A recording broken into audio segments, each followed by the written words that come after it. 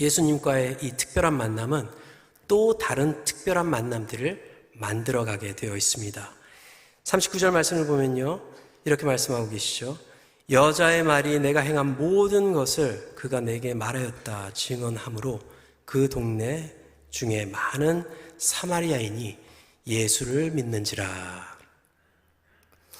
요즘 여행 시즌이에요, 그렇죠?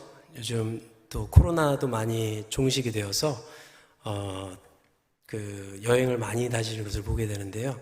페이스북을 보게 되면 이제 지인들, 또 아시는 분들, 또 이렇게 친구들이 이제 여행이나 이제 국내 여행을 많이 하시는 것을 보게 됩니다.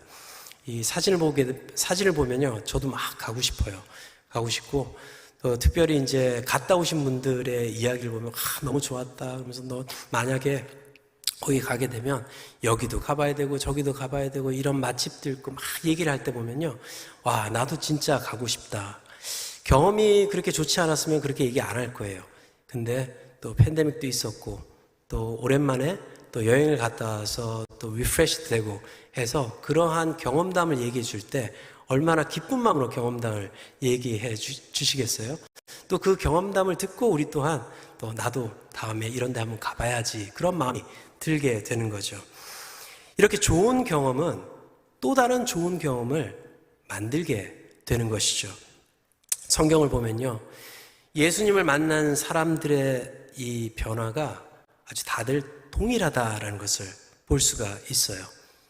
이러한 아주 아름다운 메시지들이 계속 드러나게 된다라는 것이죠. 주님을 만남으로 얻는 변화는 자신의 가치를 재발견하는 변화입니다.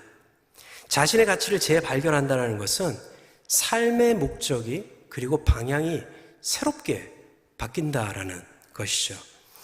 그렇기 때문에 물고기를 잡기 위해서 그물을 들고 있던 그 손을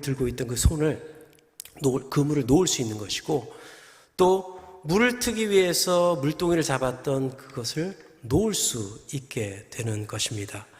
그런데 이들은 그 그물을 놓는 것으로, 물동이를 놓는 것으로 끝나는 것이 아니라 다른 무언가를 쥐고 또 삶을 행했다라는 거예요. 그것이 바로 복음이다라는 것이죠. 이것은 단순히 내가 지금까지 해왔던 직업을 버리고 선교사나 목사나 이런 것이 돼야 된다, 이 얘기가 아니에요. 이것은 직업이 바뀐다는 얘기가 아니라 삶의 목적이 바뀌어진다는 것을 말하고 있는 것이죠. 이 목적은 또 다른 특별한 만남을 만들기 위해서 이 목적이 우리의 삶에 임한 것을 깨닫고 그렇게 살아간다라는 것이에요. 내가 예수님을 만났던 그 기쁨이 너무나도 컸기 때문에 또 그런 만남을 갖기 위해서, 또 그런 만남을 전하기 위해서 다른 사람들에게 발걸음을 옮기게 될 수밖에 없다라는 것입니다. 복음의 전도도 그렇게 된 것이죠. 제자들이 만난 예수를 전하고 또 그렇게 복음을 통해서 예수를 만난 사람들이 공동체를 이루며 만남의 기쁨을 누리고 나눌 때 또 다른 아름다운 공동체가 생겨나게 되어 있다라는 것입니다. 우리가 기억해야 될 것은요, 주님을 만난 사람들로 이루어진 공동체는요, 보통 평범한 공동체가 아니라 독특한 공동체입니다. 초대교회 당시에요, 이 디오게네투스라는 아주 사람이 있었는데, 이 사람에게 보내진 그리스도인들에 관한 편지에서 이렇게 설명을 하고 있어요. 어떤 분들은 이것을 이제 폴리갑이라는 사람이 썼다라고 하고요. 또 어떤 분들은 이제 아테나고라스라는 분이 이 디오게네투스에게 이제 쓴 편지라고도 얘기를 하고 있는데, 내용이 이렇습니다. 그리스도 공동체, 그리스도인들에 관한 편지를 이렇게 썼어요. 그들의 공동체는 아주 주목할 만하고 몇 가지 놀라운 특성을 보인다.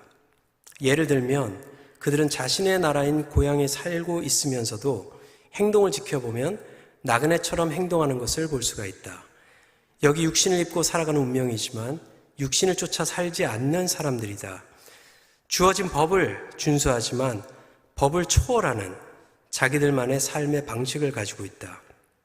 모든 사람에게 사랑을 보여주지만 오히려 사람들은 그들을 핍박한다. 그들은 종종 오해도 받는다. 정죄도 당한다. 하지만 그러한 죽음과도 같은 고난 때문에 삶에 더욱 활력이 넘쳐난다. 자신들은 가난하지만 수많은 사람들을 부욕해 하며 부족한 상황에서도 모든 것의 풍성함을 누릴 줄 안다.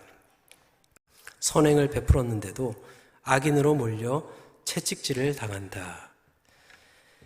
이 로드니 스타크라는 역사학자는 초대교회 성장률을 이렇게 설명을 하고 있습니다.